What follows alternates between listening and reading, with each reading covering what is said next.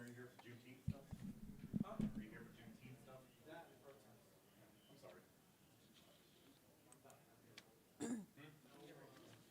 Oh, you're almost done? Yeah, I'm done. Thanks for being with us here on Atlanta News First Plus. So just want to show you this video of one of the top stories that we've been covering throughout the day here on Atlanta News First and Atlanta News First Plus. ICE protesters, as you can see, clashing with police. This is in DeKalb County along a very busy road there. And protesters took to Chamblee Tucker Road near North Crest Road. Police shutting down that road for a long period of time today. At least 10 different DeKalb County Police Department vehicles responded to the scene. A live stream from Telemundo Atlanta WANF sister station showed police actually tackling protesters, deploying what appears to have been protests in this. As you can see, obviously disturbing to many people. The protest comes at the same time as No King's Day, where about 2,000 demonstrations have been planned, have been carried out, have been ongoing against the Trump administration all throughout the day today. And that includes parts of Atlanta that were overtaken by No Kings protests. It is a coordinated protest against President Donald Trump taking place on the same day as a major military parade in Washington, D.C. Atlanta News First Blake Devine has more from the Georgia State Capitol. Hundreds of people poured into Liberty Plaza right outside of the Georgia State Capitol for this No Kings rally, one of 2,000 similar protests taking place nationwide as we spotted all sorts of signs, symbolism, American flags, and even band members. Organizers teamed up with local law enforcement, keeping things peaceful with plenty of police officers along with their own trained volunteers. This capped off a week filled with protest against federal immigration raids, dubbed the No King's Day of Action, as we heard from several speakers who addressed this large group, speaking out against what they call the Trump administration's disregard for democratic institutions and disrespect for immigrant communities. The timing was no coincidence. Saturday is the 250th anniversary of the U.S. Army and President Donald Trump's birthday, which is why a massive military parade took place in Washington, D.C. We caught up with two women from Decatur who stopped by to stand up for those without a voice. I came out because some people are afraid to come out today. I want to stand up and say, you know what, not in my name. I don't like what's going on, and I need to stand up and say this isn't okay with me. Quite the crowd on hand here today, as many of these rally goers also attended today's Juneteenth parade, and this was one of nearly 30 rallies taking place throughout the state of Georgia. Reporting from the Georgia State Capitol, Blake Devine, Atlanta News First.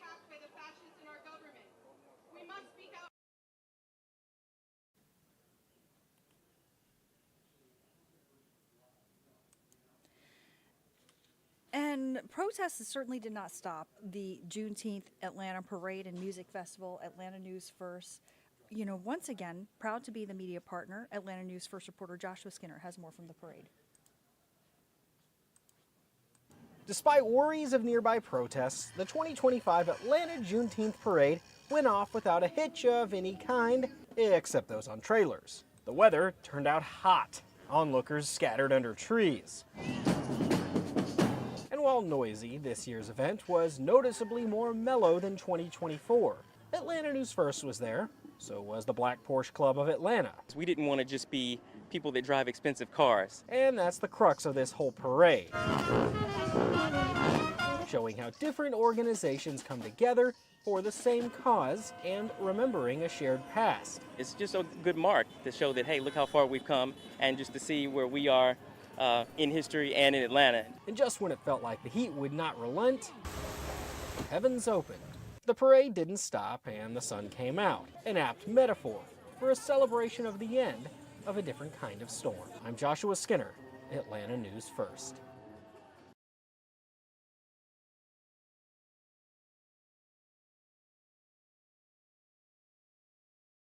I want to thank everybody for supporting me. It means the world, and it's going to be one of the greatest comebacks that you've ever seen in your life. That you ever seen in your life. Facts. Doctors so impressed with the recovery so far of the Henry County teenager who was thrown from his home during a tornado. Atlanta News First reporter Lonnie Latang spoke with the teen's father about how his son is doing. I want to thank everybody for supporting me.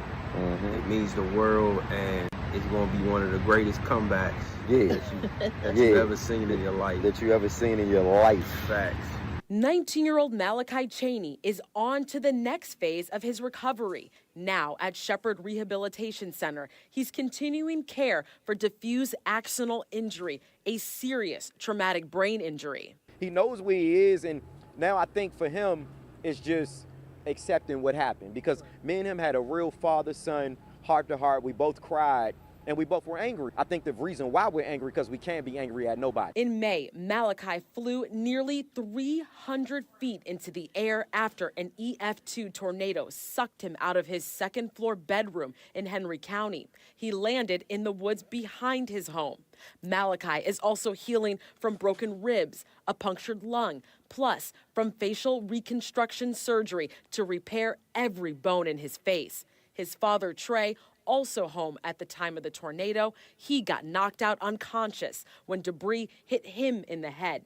Trey says his son is trying to be just as strong. Shepherd called me last night and said, "We don't mean to alarm you and Mrs. Cheney, but he jumped out of the bed and went to the bathroom on his own. He wasn't supposed to do that." So I don't know. Like I said, Malachi Cheney is a miracle baby. At Shepherd, Malachi's day is packed with physical and mental therapy, plus remastering daily tasks. Now today, he's walking on his own. We gotta follow behind him and assist, but he's so anxious to do everything on his own. He's eating on his own. Trey, his wife, and Malachi's mom, Aisha, spend majority of their time with Malachi, working remotely a little bit, plus recently making time to go back to what's left of their home, finding priceless items in the rubble. I found my wedding ring. I've been married for 20 years to Aisha Cheney. Been with her for 23. Found a wedding ring in the woods.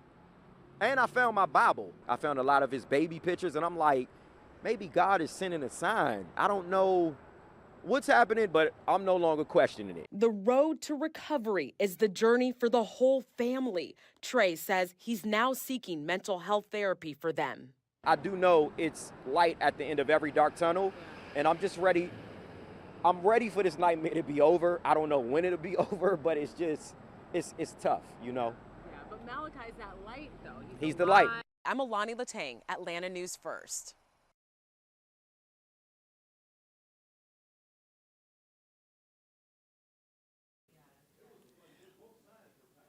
Well, listen to this. A Brookhaven woman ended up in the hospital after she got stung 3 times by a very tiny, invasive, venomous Asian needle ant.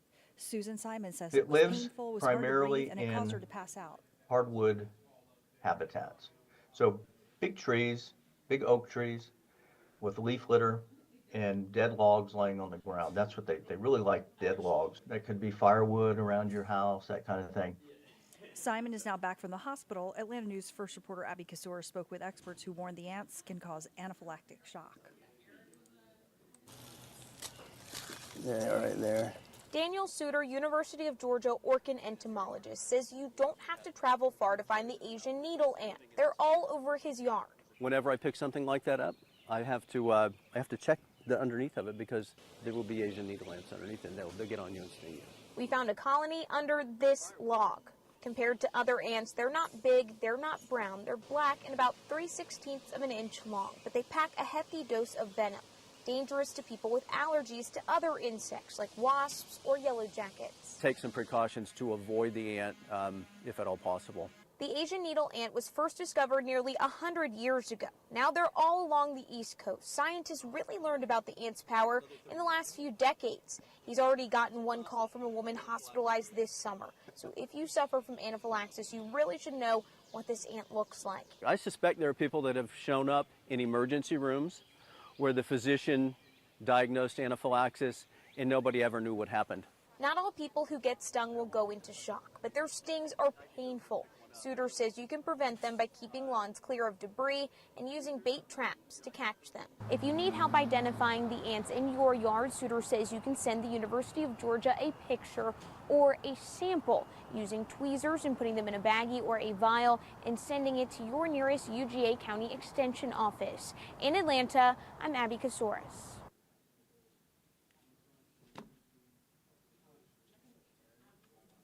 And more on all these top stories on AtlantaNewsFirst.com and our free mobile news app. Now back to local news live.